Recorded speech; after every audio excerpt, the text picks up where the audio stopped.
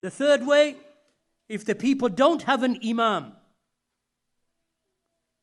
So a man comes with power, quwwah and bravery, and with a strong soul and strong opinion, and he overcomes the people through his sword, through his strength and his power and his sword, until they give in to him and they humble themselves to him. So he makes himself the leader. Then to him it is obligatory to obey. So they act upon that. And that is based upon the example of Abdul Malik bin Marwan in the time of the end of the time of the Sahaba radiallahu anhum. So the people in his time were without an overall ruler. So this man stood up with courage and boldness and power and strong will. He fought, overcame, and took control of leadership amongst the Muslims. So he became their leader. And all of Ahlul Ilm and the scholars and the people of his time, from the most excellent of people of the ulama, that they gave him their obedience and their allegiance. And his leadership became binding. How did he gain leadership? Sword. So he can't be said, well, I didn't agree with him, because in fact he actually came in and he used power with his tribe and his sword and with tanks, and he took over. So I'm not going to obey him because we weren't in agreement. You don't have to be in agreement. He took power. Now that he's the leader, it is not upon you to shed more blood. If he's tyrannical, make dua to Allah. Because Allah subhanahu wa ta'ala never punishes the people that don't deserve it. Allah subhanahu wa ta'ala does not bring a calamity upon a people who are righteous and pious and obedient to Him. That doesn't happen. That doesn't happen, as Shaykh al-Fawzan and the Quran testifies to.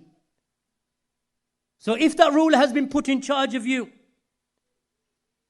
it is because of your sins if he is sinful and tyrannical.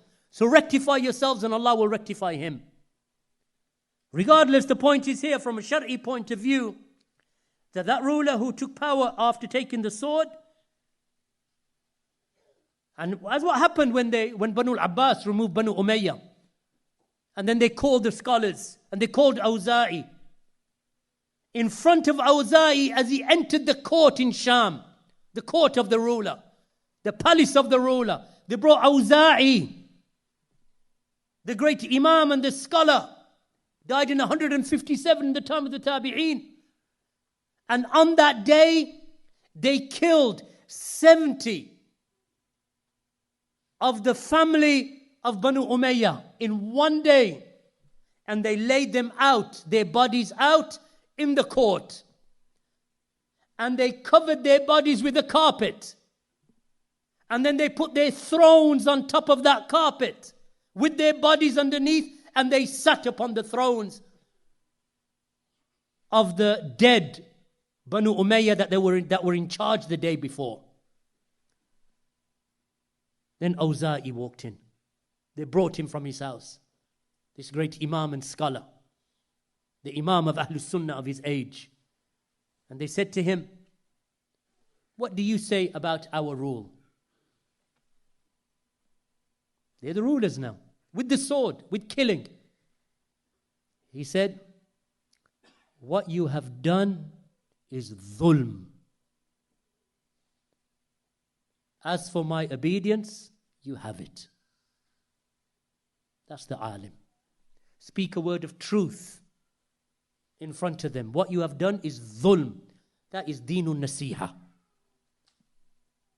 It takes a man of courage. He said, when I walked in, the entourage of the ruler, that they had in their hands clubs, others had in their hands daggers, others had in their hands swords, and many of them were dripping still with blood. And he walked in. They brought him. What do you say today about us? What you have done is dhulm, but you have my obedience. That's an alim. He said, then I turned and I walked. As I was walking home, I heard people on horseback coming up behind me. And I said to myself, they have come to kill me. He said, I came off the road, I stood on the side, and I made takbir, and I prayed my last 2 rak'ahs. When I had finished, they said, the Amir, the Khalifa, he has given you this pouch of gold coins. So they gave me a pouch of gold coins, filled with gold coins. He said, by Allah, I gave every coin to the poor before I reached my door. That's ulama. That is fiqh. That is understanding. That is taqwa. Usikum bi taqwa Allah. This is the ulama of al-Islam.